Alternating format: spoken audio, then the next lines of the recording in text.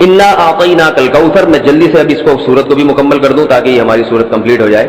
ترجمہ کر دیتا ہوں. انا اعطیناک الکوثر، اے نبی ہم نے آپ کو عطا کی کوثر. فصلی، بس آپ نماز پڑھیے، لربک، اپنے رب کے لیے، ونحر، اور قربانی کیجیے. انا، بے شک، شانئک، آپ کا دشمن، هو الابتر، وہی دم کٹا ہے، وہی اسی کی نسل ختم ہوگی، اسی کا ذکر خیر ختم ہو جائے گا، وہی ناقص ہے، اس کا کوئی نام لینے والا ان کے بعد نہیں ہوگا. سمجھ رہے ہیں بات کو؟ اس صورت کا میں شان نزول بتا دیتا ہوں آپ کو، کچھ اس کی فضیلت کیا ہے اور اس کی تفسیر کیا ہے. یہ آپ کو تحریری شکل میں مل جائے گی، لہذا لکھنے کی ضرورت نہیں ہے. ٹھیک ہے؟ جیسے سورہ فلق اور سورہ ناس کا خلاصہ مل گیا نا آپ لوگوں کو. کس کس کو ملا ہے؟ سب کو مل گیا؟ آپ کو نہیں ملا؟ نیٹ سے دیکھ لیں، مل جائے گا انشاءاللہ. کب سے بھیجا ہوا ہے؟ اس کے بعد اذا جاء نصر اللہ، قل یا ایھا الکافرون، ان صورتوں کے بھی آپ کو خلاصے سورہ اخلاص کا مل جائے گا انشاءاللہ. تو یہ جو بھی بتا رہا ہوں یہ بھی تحریری شکل میں آپ کو دے دیا جائے گا. اس سورت کا شان نزول یہ ہے کہ رسول اللہ صلی اللہ علیہ وسلم کو اللہ تعالیٰ نے حضرت خدیجہ سے 2 بیٹے دیے تھے. ایک کا نام تھا قاسم اور ایک کا نام تھا ابراہیم. آپ صلی اللہ علیہ وسلم کی جتنی بھی اولاد ہوئی ہے صرف حضرت خدیجہ سے ہوئی ہے. حضرت خدیجہ کے علاوہ آپ کی اولاد کسی اور زوجہ سے نہیں ہوئی. حضرت خدیجہ سے 4 بیٹیاں تھیں اور 2 بیٹے. ایک بیٹے کا نام قاسم، دوسرے کا نام ابراہیم. قاسم کی جب ولادت ہوئی ان کا بھی انتقال ہو گیا، اور ابراہیم کی ولادت ہوئی تو ان کا بھی انتقال ہو گیا. عرب میں نرینہ اولاد کی بڑی اہمیت تھی، کیونکہ انسان کا نسب اس کی نرینہ اولاد سے چلتا ہے، بیٹیوں سے نہیں چلتا. بیٹیاں تو غیروں کی ہوتی ہیں، رخصتی ہو کے دوسروں کے ہاں چلی جاتی ہیں، ان کے نسل میں اضافہ کرتی ہیں، ان کی نسل بڑھاتی ہیں. اپنے شوہر اور اپنے شوہر کے ددیال کی نسل میں اضافہ کریں گی. وہ اپنے باپ کی نسل میں اضافہ کون کرتا ہے؟ بیٹا. کیونکہ نسب کس سے چلتا ہے؟ باپ سے چلتا ہے، سوائے بلاول بھٹو کے. بلاول بھٹو کے بارے میں کہتا ہوں کہ بلاول بھٹو اسلامی تاریخ، غیر مسلموں کے ہاں تو ماں سے چلتا ہے جو نیچر کے خلاف ہے، لیکن اہل اسلام میں، اسلامی تاریخ میں سوائے بلاول بھٹو کے آج تک کوئی ایسا شخص پیدا نہیں ہوا جس کے نسب اور خاندان ماں سے چلتا ہو. بلاول بھٹو زرداری کے بیٹے ہیں، مگر خاندان ان کا کیا کہلاتا ہے؟ قوم جو آخر میں لگتی ہے وہ بھٹو کہلاتی ہے، حالانکہ وہ بھٹو ان کی والدہ تھی، ان کے والد محترم بھٹو نہیں. تو سیاست میں انہوں نے نسب ہی کو بگاڑ دیا اپنا.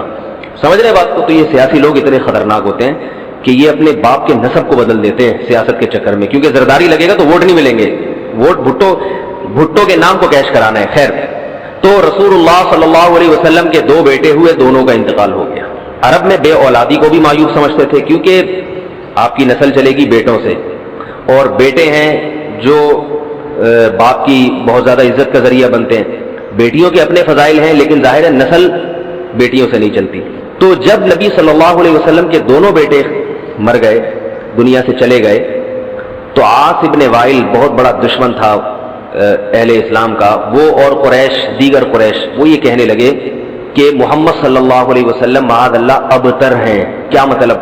ان کی نسل ختم، اور ان کا نام لینے والا ان کے بعد دنیا میں کوئی نہیں ہوگا، کیونکہ بیٹے ہی نہیں ہیں. تو ریاض کون رکھے گا؟ اولاد ہی نہیں ہے، باپ دادا کے نام کون لے گا؟ اولاد تو ہے ہی نہیں، بیٹیاں ہیں. سمجھ رہے بات کو؟ آپ صلی اللہ علیہ وسلم کو اس طعنے سے تکلیف ہوتی تھی، تو اس پر یہ صورت نازل ہوئی کہ اے نبی، آپ کا ذکر ختم نہیں ہوگا، آپ کی روحانی اولاد بہت ہوگی. باقی اللہ نے آپ کو بیٹا کیوں نہیں دیا، یا دیا تو اٹھا کیوں لیا، اس کی حکمت ایک اور مقام پہ بیان کی گئی ہے، وہ میں بتاتا ہوں آپ کو بعد میں.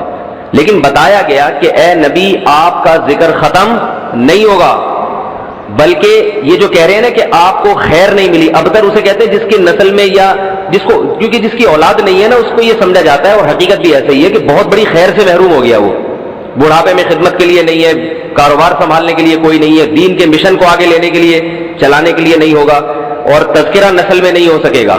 تو یہ ساری بھلائیوں سے انسان محروم ہو جاتا ہے. تو نبی کو تسلی دی گئی، انا اعطینا الکوثر، اے نبی ہم نے آپ کو خیر، کوثر کہتے ہیں خیر کثیر کو، بہت زیادہ بھلائیاں ہم نے آپ کو عطا کر دی ہیں. کوثر سے نہر کوثر تو ہے، لیکن کوثر کا جو لغوی مطلب ہے، ڈکشنری میں جو مطلب ہے وہ کیا ہے؟ اصل میں حوض کوثر کو نہیں کہتے، بلکہ کسے کہتے ہیں؟ خیر کثیر. اے نبی ہم نے آپ کو خیر کثیر عطا کی ہے، جس میں کیا ہے؟ نبوت، عزت، آپ کا قیامت تک تذکرہ ہوتا رہے گا. یہ ساری چیزیں ہم نے آپ کو عطا کر دی ہیں، لہذا ان کے تانوں سے پریشان ہونے کی ضرورت نہیں ہے. ان کے نرینہ اولاد ہوگی تو بھی ان کا تذکرہ نہیں ہوگا، اور آپ کے نرینہ اولاد نہ ہو کے بھی آپ کی روحانی اولاد قیامت تک باقی رہے گی اور آپ کا تذکرہ بہت زیادہ ہوتا رہے گا. یہ خیر کثیر ہم نے آپ کو عطا کی ہے. پھر اسی خیر کثیر میں سے ایک خیر حوض کوثر بھی ہے، جس کا نام کوثر اس لیے رکھا گیا کہ وہ ایک پانی کی نہر ہے جو نبی صلی اللہ علیہ وسلم کو قیامت کے دن دی جائے گی، اور آپ صلی اللہ علیہ وسلم خود بھی اس سے پئیں گے اور اپنے امتیوں کو بھی اس سے پلائیں گے. اس پانی میں بھی اللہ نے خیر کثیر رکھی ہے. وہ خیر کثیر کیا ہے وہ ابھی انشاءاللہ میں بتاؤں گا. تو اس کا مصداق یعنی یہ آیت منطبق ہوتی ہے حوض کوثر پر بھی. ٹھیک ہے، تو یہ تو اس کا شان نزول ہے کہ اللہ نے بتا دیا کہ یہ جو آپ پر طنز اور طعنے کر رہے ہیں یہ لوگ ہیں جن کی نسل ہے ختم ہونے والی. ان کا نام لینے والا کوئی بھی نہیں ہوگا. بڑے بڑے سرداروں کے نام تو لیا جاتا ہے ان کا آج، لیکن اچھے جذبے سے نہیں لیا جاتا. ان کا نام برائی کے طور پہ لیا جاتا ہے. یہ تو اس سورت کا ہو گیا شان نزول. اس سورت کی فضیلت کیا ہے؟ حدیث میں آتا ہے، صحابہ کہتے ہیں کہ ہم بیٹھے ہوئے تھے رسول اللہ صلی اللہ علیہ وسلم کے ساتھ مسجد میں. آپ صلی اللہ علیہ وسلم پر ایک دم کچھ غنودگی سی طاری ہوئی، بے ہوشی کی کیفیت طاری ہوئی جیسے وحی میں ہوتی تھی. تو اس کے بعد جب آپ صلی اللہ علیہ وسلم بالکل بیدار ہوئے ہیں، نارمل حالت میں آپ صلی اللہ علیہ وسلم آئے ہیں تو بڑے خوش تھے، اور آپ صلی اللہ علیہ وسلم نے اس سورت کی تلاوت کی. اللہ کے نبی پر جب وحی آتی تھی نا تو جیسے ہی آپ صلی اللہ علیہ وسلم ہوش کی حالت میں آتے تھے تو فوراً ان آیتوں کی تلاوت شروع کر دیا کرتے تھے تاکہ میں بھول نہ جاؤں. تو آپ نے فوراً بسم اللہ الرحمن الرحیم پڑھا اور انا اعطیناک الکوثر فصلی لربک وانحر ان شانئک هو الابتر. یہ آیتیں نازل ہوئیں اور آپ نے فوراً ان آیتوں کی تلاوت شروع کر دی. جب یہ شروع ہوئی تو صحابہ نے پوچھا یہ کوثر کیا چیز ہے؟ آپ صلی اللہ علیہ وسلم نے فرمایا میرے رب نے مجھے بشارت دی ہے کہ قیامت کے دن مجھے ایسی نہر ملے گی. وہ نہر ایسی ہے کہ اس کے جو پیالے ہیں جس سے لوگ پانی پئیں گے وہ چاندی کے ہیں، اور ان کی تعداد ان پیالوں کی گلاسوں کی اتنی ہے جیسے آسمان کے ستارے، اور اس نہر کا پانی برف سے زیادہ سفید ہے اور شہد سے زیادہ میٹھا ہے، اور میری امت میں کوئی بھی اس کا پانی پیے گا تو اسے کبھی بھی پیاس نہیں لگے گی. میدان حشر میں جو لوگوں کا سب سے بڑا مسئلہ ہوگا وہ پیاس ہوگا، سب سے بڑا مسئلہ. اور کہتے ہیں سمندروں کا پانی بھی اگر پی لے کوئی ساتوں سمندروں کا تو اس کی پیاس نہیں بجھے گی. تو میرے اللہ نے مجھے یہ نہر دی ہے، جو میرا امتی اس سے پی لے گا اسے کبھی بھی ہمیشہ کے لیے اس کی پیاس ختم ہو جائے گی. پھر آپ صلی اللہ علیہ وسلم نے فرمایا اسی موقع پر اسی حدیث میں کہ کچھ میرے امتی آئیں گے حوض کوثر سے پانی پینے کے لیے، فرشتے انہیں وہاں سے ہٹائیں گے، دھتکاریں گے. میں کہوں گا کہ یہ میرے امتی ہیں تو فرشتے کہیں گے کہ آپ کو علم نہیں ہے ما احدثوا بعدک، کہ انہوں نے آپ کے بعد بدعتیں ایجاد کر لی تھی. ہیں تو آپ کے امتی مگر انہوں نے آپ کے دین میں تبدیلیاں کر لی تھی. جو دین آپ ان کو دے کر گئے تھے اس پر انہوں نے قناعت نہیں کی، اپنی طرف سے اس میں اضافے کیے، ایڈیشن کہتے ہیں نا، بہت ساری چیزیں بڑھا لی انہوں نے. تو اس میں وعید بھی آپ صلی اللہ علیہ وسلم نے بتا دی کہ حوض کوثر سے بدعتی کو پانی پینے کی توفیق نہیں ملے گی. تو یہ تو اس صورت کی فضیلت ہو گئی. اب اس صورت کے مضامین کیا ہیں، تفسیر کیا ہے اس کے اسباق کیا ہوتے ہیں، یہ انشاءاللہ پھر. تو جب نبی صلی اللہ علیہ وسلم نے فرمایا نا کہ تم موت کے بعد دوبارہ زندگی ملے گی، تمہیں اللہ کے سامنے حساب و کتاب دینا ہے، تو وہی مشہور سوال تھا سأل سائل بعذاب واقع. اللہ فرماتے ہیں ایک واقع کب ہوگا یہ تو میں نہیں بتاؤں گا، میرا اصول ہی نہیں ہے کہ میں قیامت کا علم بتا دوں، لیکن اتنی بات ہے للکافرین لیس لہ دافع. جو بھی اللہ کا منکر ہے، اللہ کو نہیں مانتا، اللہ کے حکام کو فالو نہیں کرتا، جب وہ عذاب آئے گا تو دنیا کی کوئی طاقت اس عذاب سے ان کو بچا نہیں سکے گی. تعرج الملائکۃ والروح الیہ فی یوم کان مقدارہ 50,000 سنہ. 50,000 سال کا ایک دن ہوگا. کہیں 1,000 سال اللہ نے ذکر کیا میدان حشر کے بارے میں، کہیں 50,000 سال. تو علماء نے بیان کیا یہ لوگوں کے حالات کے حساب سے ہوگا. یہ ٹائم کے جو یونٹ ہے نا یہ ہر ایک کے حق میں مختلف ہوتے ہیں. دیکھو جب ہم پیدا ہوئے تو ہم کائنات کو بننے کے اربوں سال کے بعد پیدا ہوئے ہوں گے نا، تو کیا ہمیں انتظار کرنا پڑا؟ بولو نا کیا ہو گیا؟ اگر ہمیں اللہ انتظار کرواتا ابھی تم عالم ارواح میں ہو 1 ارب سال کے بعد تمہارا نمبر آئے گا تو میں تو بوریت سے مر چکا ہوتا. کیا خیال ہے بھائی؟ جہاں فلائٹ 1 گھنٹہ لیٹ ہو جائے انتظار میں آدمی ٹینشن میں چلا جاتا ہے. لیکن ہم تو جب آئے تو ہمیں تو لگا کہ کائنات کی ابتدا آج سے ہو رہی ہے. جب ہم نے ہوش سنبھالا، کیونکہ ہمارے وہ یونٹ جو تھے نا، جو وقت کی اکائیاں ہیں، وہ ہمارے حق میں اسٹارٹ ہی نہیں ہوئی تھی. تو اسی طرح مرنے کے بعد جو مردے کے لیے جو ٹائم کے یونٹ ہے نا وہ چینج ہوتے ہیں. ورنہ جو مردہ بیچارہ 20,000 سال پہلے دفن ہوا ہے وہ تو قبر میں کوئی عذاب نہ بھی ہو رہا، وہ تو پڑے پڑے ہی بور ہو گیا ہوگا کہ اللہ قیامت لے آ، میں تو ٹینشن میں آ گیا ہوں، 20,000 سال ہو گئے مجھے. تو اس کو تو ایسا نہیں لگے گا کہ 20,000 سال ہو گئے. وہ جب دوبارہ اس کو اللہ تعالیٰ اٹھائیں گے تو تو نیک لوگوں کو تو لگے گا ابھی ہم سوئے تھے اور ابھی ہمیں کسی نے آ کے اٹھا دیا. جیسے گہری نیند میں جب انسان سوتا ہے کئی گھنٹے بعض دفعہ سوتا ہے, کوئی آ کے اٹھائے تو اس کو لگے گا یار ابھی تو میں سویا تھا, ابھی آپ نے اٹھا دیا ہمیں. تو سوتے ہوئے آدمی کے ٹائم کے یونٹ الگ ہوتے ہیں, مرنے کے بعد کے ٹائم کے یونٹ الگ ہوتے ہیں, عالم ارواح کے الگ تھے. اور بعض تو یہ بھی میں نے سنا ہے کہ دوسرے سیارے پہ آپ چلے جائیں نا زمین کے علاوہ, تو وہاں بھی ٹائم کے یونٹ چینج ہو جائیں گے. تو اسی طرح آخرت کے ٹائم کے یونٹ بالکل الگ ہے. ایک دن 50,000 سال کی, دنیا کا جو 50,000 سال ہے نا وہ وہاں کا ایک دن ہوگا. کسی کے حق میں 1,000 سال, کسی کے حق میں 50,000 سال. یہ وہ ہے جب حساب و کتاب جس میں ہوگا. تو اللہ نافرمانوں کو عذاب سے پہلے نا حساب و کتاب کا عذاب دیں گے. اللہ ہم سب کو اس عذاب سے محفوظ رکھے, جس کو قرآن نے ایک جگہ بیان کیا, یجعل الولدان شیبا, وہ ایسا دن جو بچوں کو بوڑھا کر دے. ایسا دن یفر المرء من اخیہ, انسان اپنے بھائی سے دور بھاگے. اس لیے بڑے بڑے اللہ والے وہ جہنم سے زیادہ پناہ مانگا کرتے تھے میدان حشر کی سختیوں سے. جہنم تو اس سے زیادہ سخت ہے, لیکن میدان حشر کوئی کم چیز نہیں ہے, وہ کوئی کم عذاب نہیں ہے. تو اللہ فرماتے ہیں کہ 50,000 سال کے برابر ایک دن ہوگا.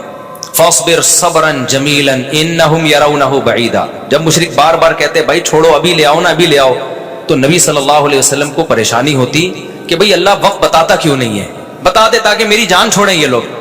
تو اللہ نے پیغمبر صلی اللہ علیہ وسلم کو تسلی دی, فاصبر صبرا جمیلا, اے نبی آپ صبر جمیل کریں. صبر جمیل وہ صبر ہے جس میں ذرا بھی شکایت نہ ہو. انہم یرونہ بعیدا, اے نبی یہ لوگ سمجھتے ہیں اس کے آنے میں بہت ٹائم ہے, لاکھوں کروڑوں سال ہیں. ونراہ قریبا, جبکہ ہم دیکھ رہے ہیں بس آنے والی ہے. کیوں؟ جب آپ مر گئے نا, ابھی دیکھو ہو سکتا ہے 1,000 سال باقی ہوں قیامت آنے میں, ہو سکتا ہے 20,000 سال باقی ہوں, لیکن ہمارے مرنے کے بعد ہمیں نہیں لگے گا 20,000 سال. ہمیں تو ایسا لگے گا ابھی ہم مرے تھے اور اتنی جلدی اللہ نے قیامت قائم کر لی. تو ہمیں تو اپنی موت کے حساب سے چلنا ہے بھائی. ہمیں کیا پتا کہ ہمیں کیا کرنا ہے اس سے کہ 50,000 سال بعد قیامت آئی, 1 کروڑ سال بعد آئے. جب ہم مر گئے تو ہماری قیامت واقع ہو گئی ہے, ٹائم کے یونٹ ہمارے حق میں چینج ہو جائیں گے. تو اس لیے اللہ کہتے ہیں انہم یرونہ بعیدا, اے نبی یہ سمجھتے ہیں بہت بعد میں آئے گی قیامت. ونراہ قریبا, ہم تو دیکھ رہے ہیں کب ہے, بالکل قریب ہے, زیادہ ٹائم نہیں ہے. یوم تکون السماء کالمہل, اللہ فرماتے ہیں جس دن آسمان تیل کی تلچھٹ کی طرح ہو جائے گا, ایسے پگھل جائے گا آسمان. اتنی بڑی تباہی آنے والی ہے اس کائنات پہ جس پہ ہم فخر کر رہے ہیں, اس یہاں کے شاپنگ سینٹروں پہ فخر کر رہے ہیں. میں بھی ایک پروگرام پہ گیا نا اسلام آباد میں, بڑا زبردست پروگرام تھا, بڑے بڑے تاجر آئے ہوئے تھے, تھوڑا سا موٹیویٹ کرنا تھا لوگوں کو تاکہ پیسہ کمائیں. تو یہ تو اچھی بات ہے, اسلام تو آپ کو بزنس کا پیسہ کمانے کا حکم دیتا ہے تاکہ ہم بھکاری پن سے نکلیں. بھکاری پن کو تو پسند نہیں کیا گیا نا, ایک شخص بھیک مانگتا ہے, نبی نے اس کو پسند نہیں کیا, تو پوری قوم پورا کنٹری بھکاری بن کے IMF کے سامنے کشکول لے کے کھڑا ہوا ہو, تو ہمارے نبی اس کو پسند کریں گے کیونکہ مسلمان قوم ہو اور قومی سطح پہ بھکاری بن چکی ہو. تو یہ علماء کی ذمہ داری ہے لوگوں کو پیسہ کمانے کی ترغیب دیں, بزنس کی طرف لے کر آئیں, یہ مذہبی ذمہ داری ہے. تو میرا اس میں کوئی کمیشن نہیں تھا, میں گیا, میں نے تقریر کی, لیکن ایک چیز کا مجھے اندازہ ہوا کہ یار ایک چیز یہاں پیدا ہو رہی ہے, پیسہ کمانے کے ساتھ پیسے کی محبت بھی آ رہی ہے. تو مجھے خیال ہوا میں اپنی اسپیچ میں ایک بات کہوں کہ آپ یہاں آئے ہیں, سارے ارب پتی کروڑ پتی تاجر ہیں, سب اپنے اپنے تجربے شیئر کر رہے ہیں کہ میں یہ کرتا تھا, آج میں نے اتنے روپے کما لیے, میں یہ کرتا, تاکہ لوگوں کو موٹیویشن ملے. اچھی بات ہے, بہت اچھا پروگرام تھا. تو مجھے خیال ہوا کہ ایک بات میں کہوں کہ ضرور, لیکن ایک چکر نا ہفتے میں ایک دفعہ قبرستان کا ضرور لگایا کرو تاکہ نیتیں ٹھیک ہو جائیں پیسہ کمانے سے. ایسا نہ ہو یہ پیسہ قارون بنا دے آپ کو. ایک دفعہ ایسا کیا کرو, جیسے یہ پروگرام ہو رہا ہے بڑا زبردست, لوگ آ رہے ہیں, ایوارڈ مل رہے ہیں, اور تو یہاں سے نکل کے, لیکن میں نے کہا نہیں, میں نے کہا یہ ان کے مینٹل لیول سے نا اوپر کیجیے, ہر چیز ہر جگہ کہنے کی نہیں ہوتی. یہ کہیں گے مفتی صاحب رنگ میں بھنگ ڈال کے چلے گئے, اچھا والا ہم دیکھ رہے تھے اتنے کروڑ پتی لوگوں کو سن کے ہمیں بھی خواب آ رہے تھے کل ہمارے پاس لینڈ کروزر ہوگی, 4 شادیاں ہوں گی, اب پیسہ ہوگا زبردست, یہاں جائیں گے وہاں جائیں گے. یہ مولوی نے آگے یہاں بھی کیا کر دیا, قبرستان کی باتیں شروع کر دی. تو وہ مناسب نہیں تھا, لیکن دل چاہ رہا تھا کہ میں ان سے کہوں اگلا پروگرام وہ بول دوں گا کہ بہت زبردست پیسہ کمائیں, ایک دفعہ جا کے قبر میں جو آپ سے پہلا کما کے چلے گئے ہیں نا پہلے کما کے, یہ یوٹیوبرز تو یہاں آ رہے ہیں اپنا ایکسپیرینس شیئر کر رہے ہیں, میں ایسا کانٹینٹ بناتا ہوں اور میں ایسے محنت کرتا ہوں. اچھی بات ہے, مجھے بڑی خوشی ہو رہی تھی, تھوڑی سی امیدیں ہوئی کہ شاید پاکستان اب شاید اچھی سمت میں جانا شروع ہو جائے. تو مجھے ان پہ وہ کوئی نہیں, وہ تو بہت اچھا کر رہے تھے, بلکہ یہ تو ایک ظرف کے بڑے ہونے کی بات ہے کہ آپ بتائیں کہ میں نے پیسہ ایسا کمایا, ورنہ لوگ بتاتے کہاں ہیں. مجھے ان یوٹیوبرز میں خوشی ہو رہی تھی, وہ بتا رہے تھے ہم نے یہ کانٹینٹ بنایا, ہم نے ایسے چینل بنایا, اتنے پیسے کمائے. تو اچھی بات ہے, شیئر کرو یار تاکہ لوگوں کی غربت ختم ہو, وہ بھی کریں یہ کام. لیکن ساتھ ساتھ ایک بات, یہ پیسہ آپ کو سلیمان علیہ السلام جیسا بھی بنا سکتا ہے اور قارون اور فرعون جیسا, ابو بکر عثمان جیسا بھی بنا سکتا ہے اور ابو جہل جیسا بھی بنا سکتا ہے. کیا خیال ہے؟ یہ سارے پیسے والے لوگ تھے نا. تو آپ پیسہ کما کے سلیمان علیہ السلام جیسے شکر گزار بن جاؤ, عثمان ابن عفان جیسے غنی بن جاؤ, عبد الرحمن بن عوف جیسے بن جاؤ. اس کے لیے ضروری ہے کہ ہفتے میں ایک دفعہ قبرستان کا وزٹ اپنے خرچے پہ کر لیا کریں, اور ایسے ہی نہیں گزرتے ہوئے وہاں جا کے کھڑے ہو کے قبروں پہ دیکھا کریں کہ میں جتنا بھی بڑا بن جاؤں, میرے یوٹیوب پہ چینل پہ 10 ملین بھی سبسکرائبر آ جائیں, لیٹنا میں نے کہا ہے تھوڑے دنوں میں جا کے بھائی اس قبر کے اندر. لہذا اس پیسے سے میں اس قبر کی تیاری کر لوں تو فائدہ ہے. اور اگر یہ لینڈ کروزر ہی میرا مقصد ہے اور میرا مقصد عیاشی ہی ہے اور شو مارنا ہی ہے, بھائی پھر یہ تو قارون نے آپ سے زیادہ کما لیا, ان خزانوں کے ساتھ ہی زمین میں دھسا ہے وہ. سمجھتے ہو کہ نہیں سمجھتے ہو؟ تو تھوڑا سا کبھی کبھار جب بڑے بڑے پروگراموں میں جایا کرو تو تھوڑا سا قبرستان میں. ہمیں تو اللہ نے سہولت دی ہے, بہت خطرناک قبرستان ہے یہ جو ہے نا, کیونکہ گورنمنٹ نے لائٹیں کہیں بھی نہیں لگائیں, تو یہاں تو 2-4 لائٹیں تھی, چرسیوں نے چوری کر لی. اب اندھیرا ہوتا ہے اس میں, اس سے بڑا فائدہ ہوتا ہے. اور جن بھوت بھی لوگوں کو نظر ہوتے نہیں ہیں جن یہاں پر, لیکن لوگوں کو نظر آ رہے ہوتے ہیں, ڈرے ہوئے جا رہے ہوتے ہیں نا. سرکٹا ایک دن نظر آیا کسی کو, بعد میں پتا چلا وہ کمبخت وہ نہیں سویٹر نا یہاں تک اس نے کیا ہوا تھا, سر ہی نہیں تھا اس سویٹر یوں کر کے نا قبرستان پہ بیٹھا رہتا تھا, لوگ بھاگ جاتے تھے بس سرکٹا آیا ہوا یہاں پہ, ٹھیک ہے نا. تو آپ یہ جو ہمیں اللہ نے بڑی سہولت دی ہے, کبھی کبھار ایسا کیا کرو, یہاں چلے جاؤ. رات کے وقت جاؤ گے تو جیسے آپ نے انرجی اپنی خرچ کرنی ہے نا, تو کہتے ہیں ڈاکٹر 1 گھنٹے کی واکنگ سے 15 منٹ کی جاگنگ بہتر ہے. 15 منٹ کی جاگنگ میں اتنی انرجی لگ جائے گی جو 1 گھنٹے کی واکنگ میں نہیں ہوگی. تو دن میں قبرستان 100 دفعہ جانے سے بہتر ہے رات میں 2:30 بجے 1 دفعہ چلے جاؤ. بس رات میں 2:30 بجے 1 دفعہ چلے جاؤ, اور وہاں جا کے بیٹھو. بیٹا آنا کہاں ہے؟ یہی آنا ہے. اور یہ جو لیٹے ہوئے ہیں نا, یہ سارے غریب نہیں تھے, ٹھیک ہے نا. ان میں بہت سارے کروڑ پتی تھے, ارب پتی تھے, 4 شادیوں والے بھی تھے, 1 والی بھی تھے, اور بچوں والے بھی تھے, بغیر بچوں والے بھی تھے, جوان بھی تھے, بڈھے بھی تھے, 30-30 سال کے بھی تھے, 15-15 سال کے بھی تھے, 6-6 مہینے کے بچے بھی تھے. کیا نظر آ رہے ہوں گے قبریں, جا کے دیکھو. کل ہوس اس طرح سے ترغیب دیتی تھی مجھے, وہ ایک شاعر نے بڑا شعر کہا ہے کہ مجھے ہوس جو ہے نا وہ ترغیب دیتی تھی. ہوس نہیں ہوتی پیسوں کی دولت کی, کہ یہ سکندر ہے وہ, کہ جو ہے نا, مجھے پورا شعر یاد نہیں, 20 سال ہو گئے سننے ہوئے اس کو. اس کا خلاصہ بتا رہا ہوں کہ ہوس مجھے ترغیب دیتی تھی کہ بھائی پیسہ کماؤ, پھر یہ عیاشی اور اتنی عزت اور ایسا کچھ ہوگا اور بڑے مزے ہوں گے نا, اور نائٹ کلب جائیں گے, شرابیں پیئیں گے اور یہ کچھ کریں گے.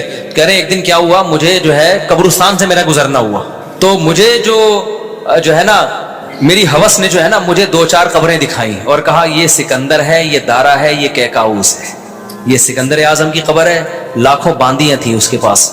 آپ تو 2-4 گرل فرینڈ پہ فخر کر رہے ہو, گرل فرینڈ نہیں, لاکھوں باندیاں. گرل فرینڈ آپ کے تابع نہیں ہوتی, باندی تو جیسے آپ بولو گے بھائی جو کام آپ اس کے ذمہ لگاؤ گے وہ بھاگ نہیں سکتی, نوکر ہے آپ کی.